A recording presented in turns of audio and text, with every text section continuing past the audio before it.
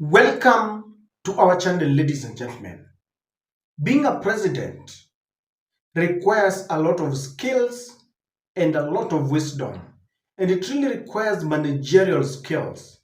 Sometimes you only need how to manage the expectations, the emotions, and the psychology of your subjects.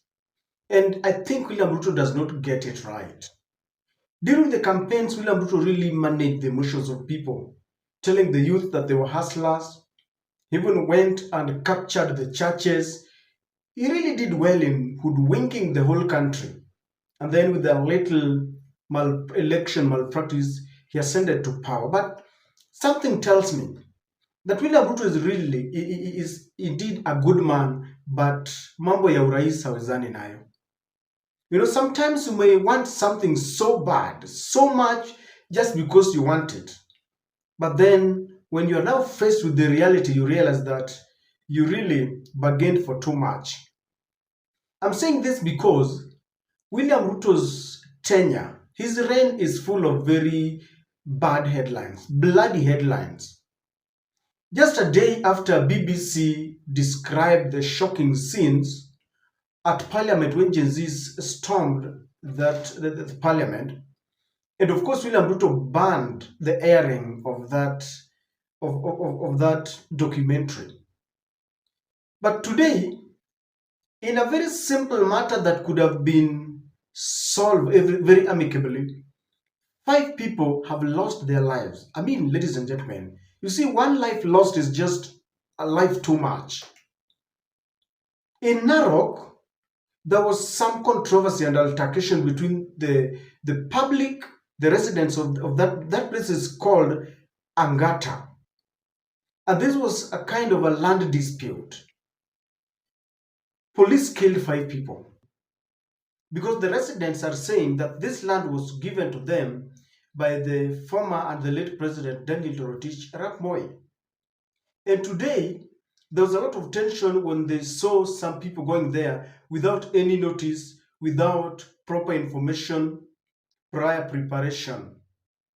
And that dispute, there was an altercation. And in the process, I think the residents rose up to defend their land that they felt was going, and they're accusing William Ruto of trying to acquire this land. And the police was unleashed on them. I think they had weapons, mishale, apanapale, arrows, and the police shot 5 people. If you ask me, this is very unfortunate. And that's why I'm telling you that I think William Ruto does not know how to manage this country well. You cannot lead a nation where killing and murder is something that is the order of the day. And Murkomen is explaining, if you want to know that this wasn't managed well, Murkomen himself is explaining that surveyors, I think government surveyors went there to survey the land. I want us to listen to Murkomen and then one of the people complaining very bitterly, emotionally about the people who died. And then we come back because we want to interrogate this and tell me, ladies and gentlemen, even if you were the one who was in charge, tell me if you would have not managed it better so that it doesn't result into any losses. Before we do this, allow me to request you to subscribe to our channel, click the notification bell. I always insist on subscription and clicking the notification bell because the notification bell allows YouTube to notify you whenever we release a content like this.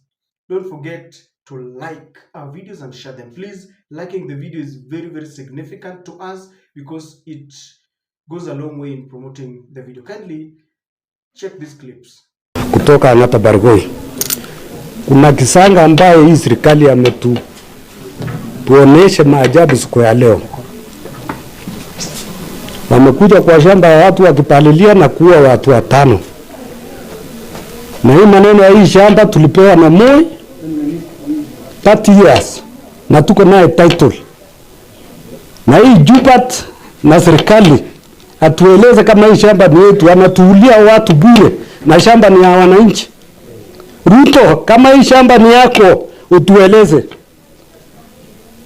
Watu wanatumia marisasi live bullets kwa wananchi ya Kenya.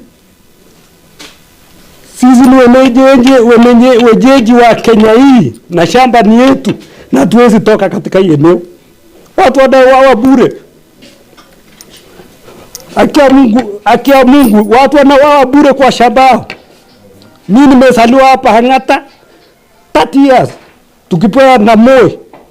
Uhuru akakuja for 30 years. Saa hii tunakuja pigwa risasi kwa shamba yetu. We have got titles na tulipewa na serikali. What government is this? Watu 5 wamelala hapa. Wengine anapigwa kwa shamba. What kind of government is this? Ruto, sikia. Kuja Hang'ata utueleze kwa nini zinapigwa. Mtu kama Hang'ata utueleze kwa nini watu wanapigwa.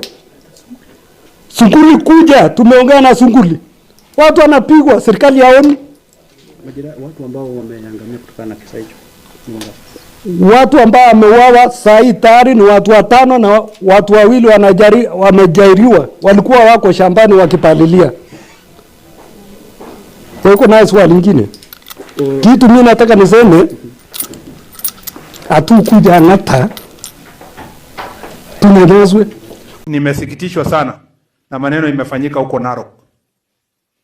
Huko Narok huko watu tu wa serikali walikuwa wanaenda kufanya kazi yao ya surveying ya shamba ya Angata Baragoi huko Narok. Tumepewa ripoti kwamba ati watu tu wanasanyana kwenda kuvamia. Hii maneno imefanyiwa mpaka sasa tumepoteza watu 4. Bure tu. Sasa sisi tunapambana hapa na majangili ya kubunduki na kuipa ng'ombe. Sasa watu kabisa wenye, at least you are coming from your house looking for another land. That is absolutely unjustifiable.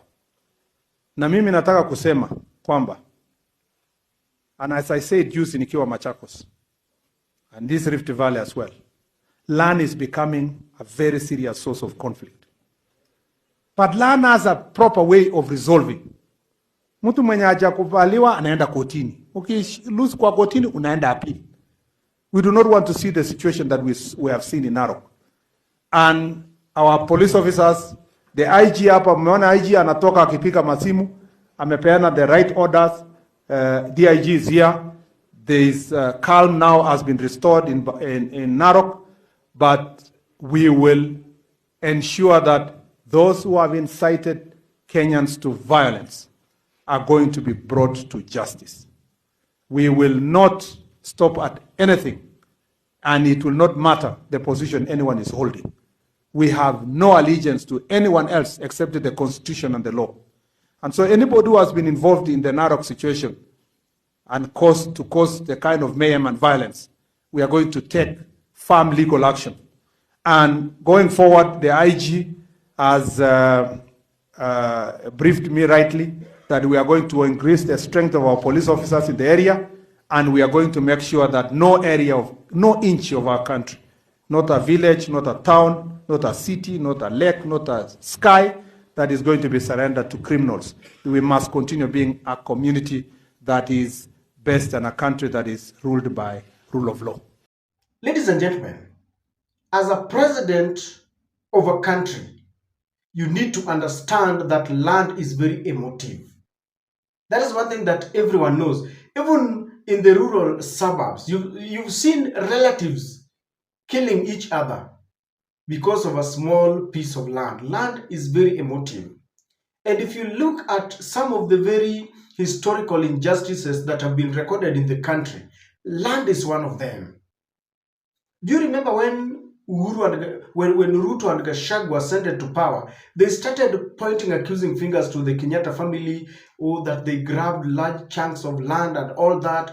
And when you ask me, you will realize that indeed that family has large chunks of land. But how do we resolve land problems in this country? I want us to look at that. I want us to begin with what Murkomen is telling us, because it doesn't make sense to me. And first, from the onset, I need to say that if there is anyone who is setting up the people against the government, ambaye anachochea watu, that should be dealt with. I'm one person who really doesn't believe in, politicians sending people to go and get killed Kama kuna mtu ambaye alikuwa anachochea wengine, then he needs to be dealt with, because utapata yeye alikuwa anachochea wengine, he's not lost a relative there, ni watu wa kawaida. It needs to be dealt with. Be that as it may, ladies and gentlemen, I want to say this: if Murkomen is serious telling Kenyans that there were some land surveyors who went there to survey the land, I think it starts by informing the area residents, maybe through the chiefs, maybe through the politicians, if they believe that politicians are the ones ambayo walikuwa wanachochea. You tell them the reason why you are surveying the land. Why do you survey a land that has been occupied by people for over 30 years? And I'm not justifying if there are people living in some land illegally. I'm only looking at management of a scene that has caused many deaths, injuries, including the police officers who were injured. Why could they go ahead, explain to the people that this is what is happening and we are coming for a survey? When you survey, it means something wants to be done. You don't just survey land. We survey land when there is dispute or when you want to sell it or something. And I don't know whether there is anyone who informed the residents. They would have surveyed with the help of the authorities.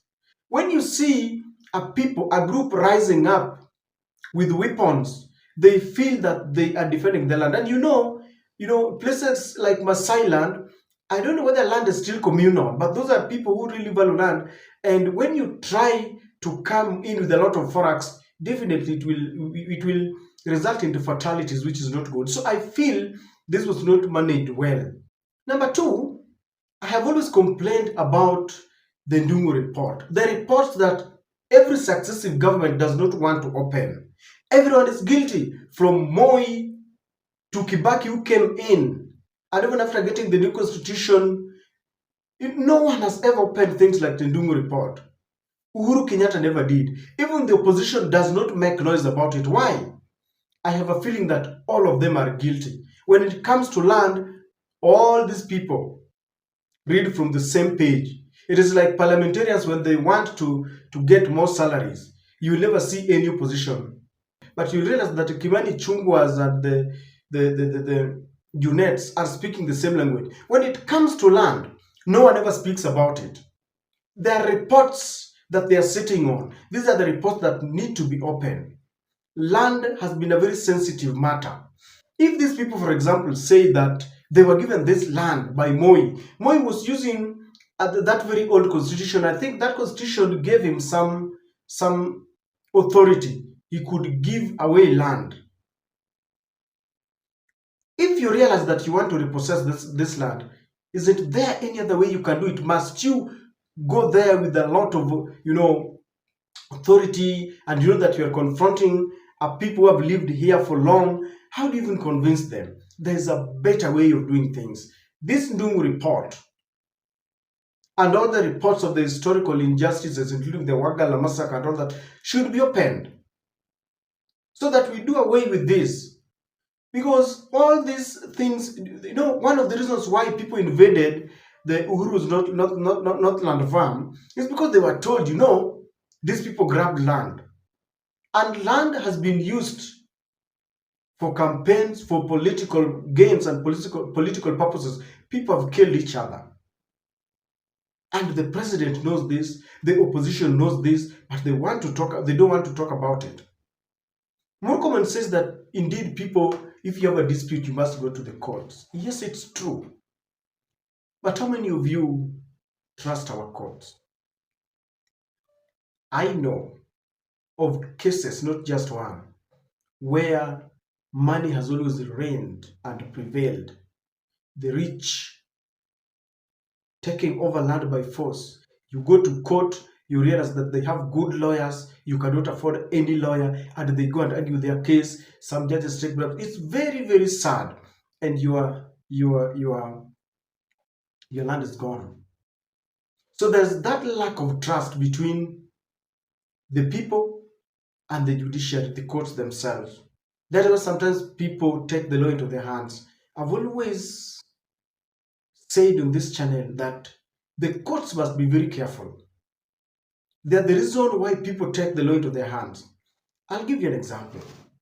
There are people who believe that during presidential elections, If someone rigs elections and you are told to go to the Supreme Court, you will never get justice.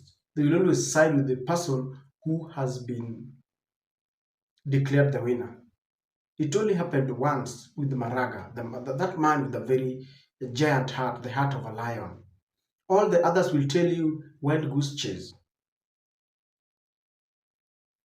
And that is the reason why sometimes when elections have been rigged, people go they riot. They go on rampage because they realize there is no justice. So the judges and the courts must try as much as they can so that people trust them. So that you know very well, someone with money will come and will fence your land, your parcel of land. You will allow them to do whatever they want. You will head to court the following day and they will be told, move out of that place. And that order will be executed. But when we have a court where they make declarations, no one follows up. Just recently, they declared Azimio the majority coalition. Then Wetangula says, no, I overturned that ruling. We have a court that looks like lame duck. The president gives them warnings and the head of the judiciary goes to State House. It's like she's going to beg instead of defending her judges that have been threatened by William Ruto. And so we really need to decide on how we want to live as a country. I still insist that this is wrong. And then when Murkomen was talking, I realized that he had already sided with the police. And of course, you understand why. He will always side with his boys. That even angers the people the more. This is the echoes of war. When you are told that it is the echoes of war, it is in all corners. BBC reports another and you declare that documentary not to be aired, then your policemen kill people. How do you even tell people that that is not you? And if there is anyone who sent the people, and I don't think so, these people are just trying to defend themselves. I pray that the government understands how to manage certain situations rather than subjecting the people to very unnecessary deaths and injuries. I don't know what you think, but this is bloodthirsty. This is simply bloodthirsty. Every incident must result into death. 5 people because of a land row. There could have been meetings. You start with the Council of Elders. By the way, Massa is listening to the Council of Elders. And then there's this lack of trust, mistrust.